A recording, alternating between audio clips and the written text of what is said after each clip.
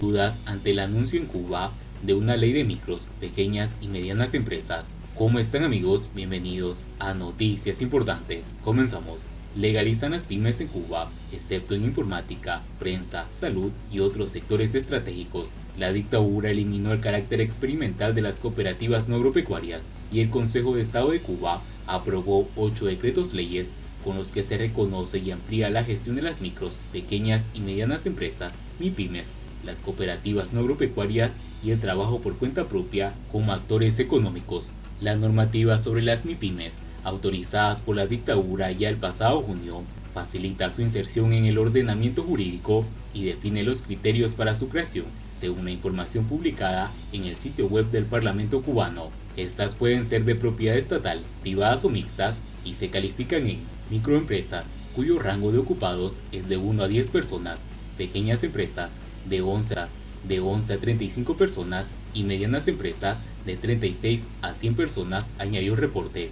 Las MIPYMES son, sin embargo, ilegales en sectores considerados estratégicos para la dictadura cubana, como la salud, telecomunicaciones, energía, defensa, prensa y otros que ya estaban vetados para los trabajadores autónomos en el país. Las MIPYMES privadas tampoco podrán constituirse en ciertas actividades permitidas para autónomos, como programador de equipos de cómputos, tenedor de libros, traductores e intérpretes y otras, recogió en su momento el diario oficialista Grama. El gobierno eliminó el carácter experimental de las cooperativas no agropecuarias, un actor surgido a finales de 2010 tras la ampliación del trabajo privado emprendido como parte de las reformas del exdictador Raúl Castro para actualizar el ineficiente modelo centralizado de la isla. Los datos oficiales refieren que los cuentapropistas representan actualmente el 13% de la población ocupada en Cuba, donde la empresa estatal socialista es el principal actor económico.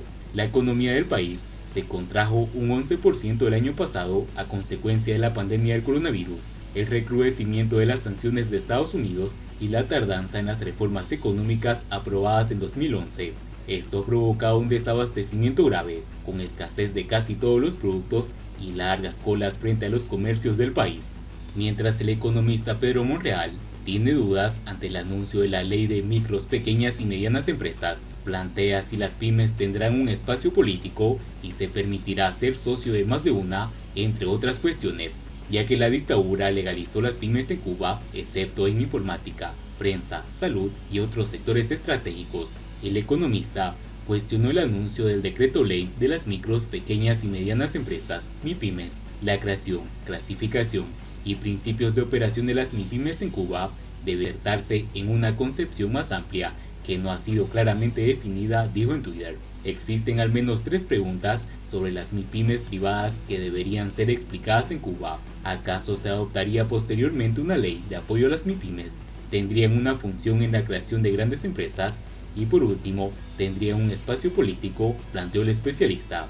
Monreal explicó que, generalmente las leyes sobre las MIPYMES se hacen para apoyarlas y no solo para que existan, porque son emprendimientos dinámicos, ofrecen empleo, generan ingresos y actúan como conectores del tejido económico, pero son entidades frágiles con una alta tasa de fracaso.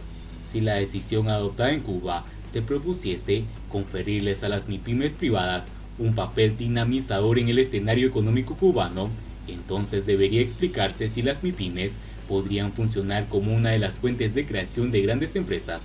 Acumulación.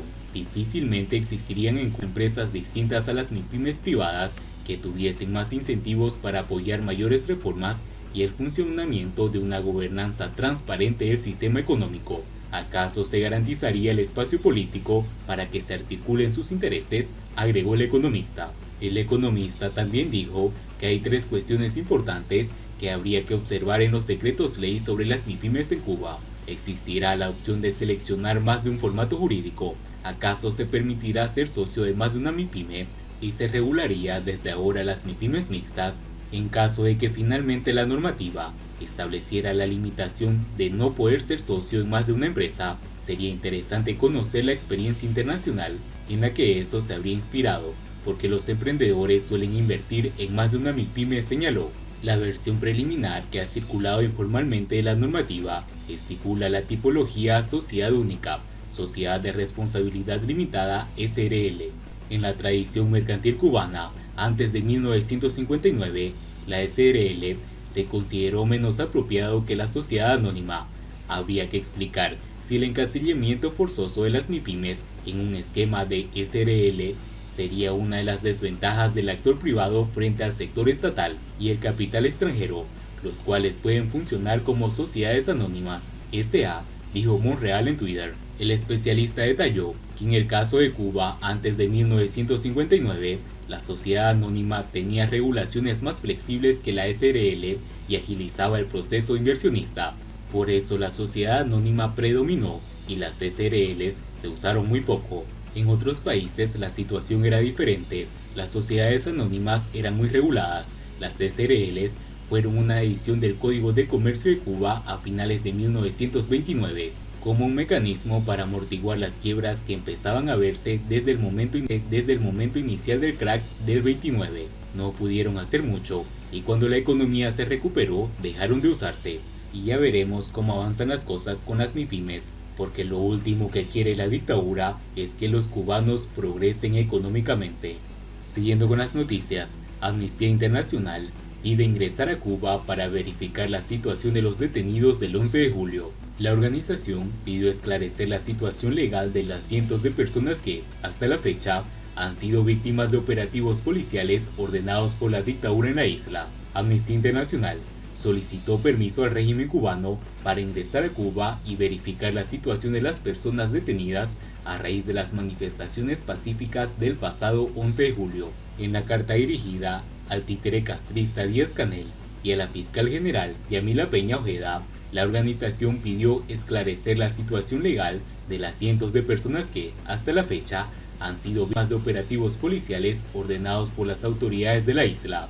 Nos dirigimos a ustedes en esta ocasión para solicitar respetuosamente que, a través de su conducto, las autoridades pueden brindarnos información relativa al número de personas que fueron detenidas el 11 de julio en el contexto de las protestas en todo el país. Asimismo, quisiéramos solicitar información sobre el número de personas que, hasta la fecha, han sido puestas en libertad y cuántas permanecen bajo custodia del Estado y en proceso de investigación, señala la misiva, firmada por Erika Guevara Rosa, directora para las Américas de Amnistía Internacional. La propia Guevara Rosas puntualizó que no es la primera vez que Amnistía Internacional llama al régimen de la isla a ofrecer información sobre cuestiones vinculadas a la situación de los derechos humanos en Cuba. Por años, en Amnistía Internacional hemos solicitado el ingreso a Cuba, pero sin éxito. Hoy reitero mi solicitud a Miguel Díaz-Canel para entrar y verificar la situación de personas presas injustamente por ejercer su derecho a protestar, escribió la jurista. Y bien amigos, así vamos terminando las noticias. No sin antes pedirles que por favor nos ayuden compartiendo las noticias. Lamentablemente hay muchos canales que nos están copiando la imagen de nuestro canal, copiando las miniaturas y nuestras imágenes. Por favor, ayúdennos compartiendo nuestros videos y así poder seguir informando a muchas más personas. Muchas gracias por seguirnos. Patria y vida mis hermanos, nos vemos en el siguiente informe.